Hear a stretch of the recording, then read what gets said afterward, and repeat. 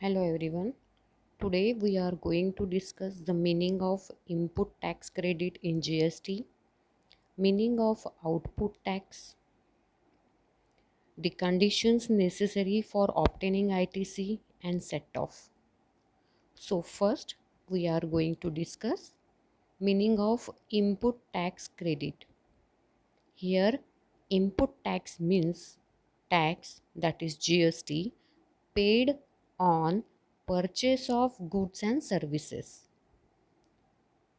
When a seller purchases goods and services from supplier, he has to pay GST on the purchase. So the GST, that is tax paid on purchase by the seller to the supplier, will be called as input tax. Whereas the tax collected by seller from consumer on sale of or supply of goods and services will be known as output tax. जब एक seller supplier से goods या services खरीदता है तो उस पर जो टैक्स वो पे करता है उस टैक्स को इनपुट टैक्स कहा जाता है. और वही सेलर जब कंज्यूमर्स को गुड्स और सर्विसेज सप्लाई करता है और उनसे टैक्स वसूल करता है, उनसे टैक्स कलेक्ट करता है, उस टैक्स को बोलते हैं आउटपुट टैक्स. तो जो ये आउटपुट टैक्स है,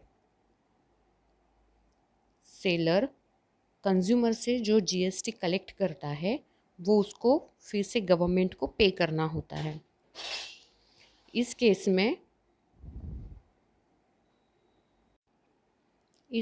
में सेलर ये जो कलेक्टेड टैक्स होता है, दैट इज़ आउटपुट टैक्स, उसमें से डिडक्शन क्लेम करता है इनपुट टैक्स का. मतलब सेल पे जो उसने या सप्लाई पे जो उसने टैक्स कलेक्ट किया है उसमें से वो डिडक्शन क्लेम करता है उस टैक्स का जो उसने परचेस पे किया है.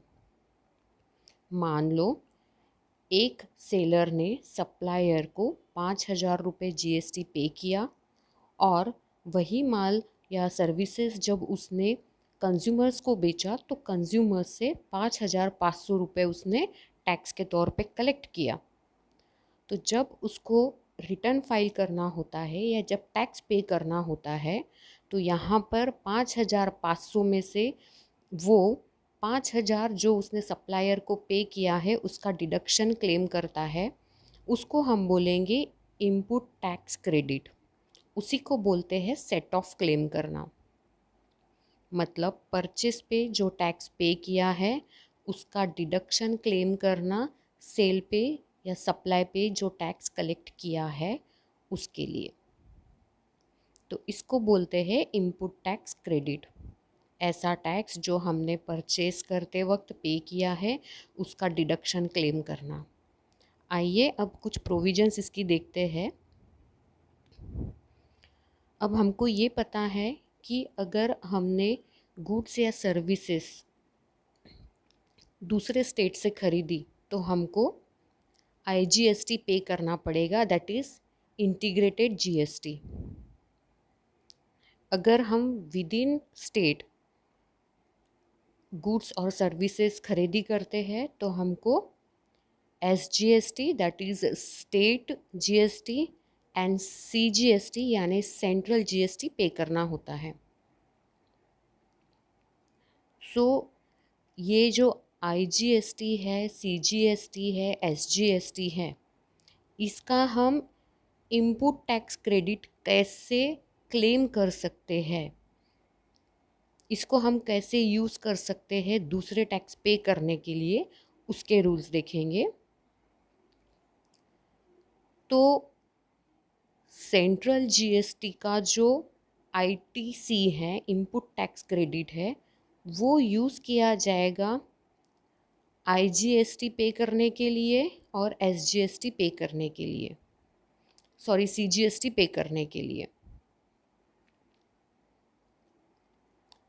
हमने जो पहले सेंट्रल जीएसटी पर टैक्स पे किया है या सेंट्रल जीएसटी पे किया है, उसको हम यूज़ कर सकते हैं अगर हमने सेल पर या सप्लाई पर आईजीएसटी कलेक्ट किया है या सीजीएसटी कलेक्ट किया है। अगर हमने परचेस करते हुए स्टेट जीएसटी पे किया है तो उसका क्रेडिट हम यूज़ कर सकते हैं, उसका हम डिडक्शन क्लेम कर सकते हैं आईजीएसटी पे करने के लिए या एसजीएसटी पे करने के लिए। उसी प्रकार यूनियन टेरिटरी जीएसटी जो हमने पे किया है खरीदी करते वक्त, उसको उसका डिडक्शन हम क्लेम कर सकते हैं फिर से आईजीएसटी के लिए एंड यूटीजीएसटी के लिए। और लास्ट में हम देखेंगे अगर हमने इंटीग्रेटेड जीएसटी पे किया है खरीदी करते वक्त तो उसका हम डिडक्शन क्लेम कर सकते हैं आईजीएसटी के खुद के लिए, सेंट्रल जीएसटी के लिए भी और स्टेट जीएसटी एंड यूटीजीएसटी के लिए भी हम उसको क्लेम कर सकते हैं। यहाँ पर हमको एक चीज़ ध्यान रखनी है कि स्टेट जीएसटी का आईटीसी हम यूज़ नहीं कर सकते सीजीएसटी के लिए, और सीजीएसटी का आईटीसी हम एसजीएसटी के लिए यूज़ नहीं कर सकते। यहाँ इंटीग्रेटेड जो जीएसटी है वो ब्लड ग्रुप ओ के जैसे है, जो सभी ब्लड ग्रुप वालों के लिए काम में आता है।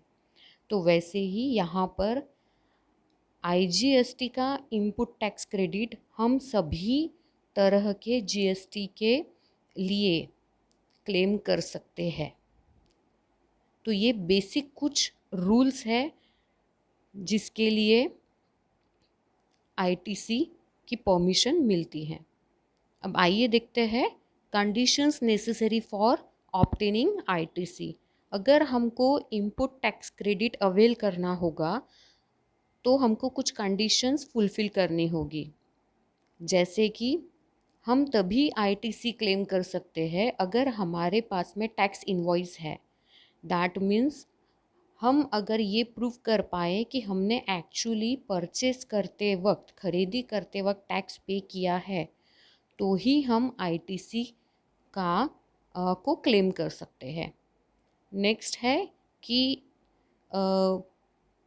We must have received goods and services और बोथ। तो वहाँ पे actual supply of goods and services होना चाहिए।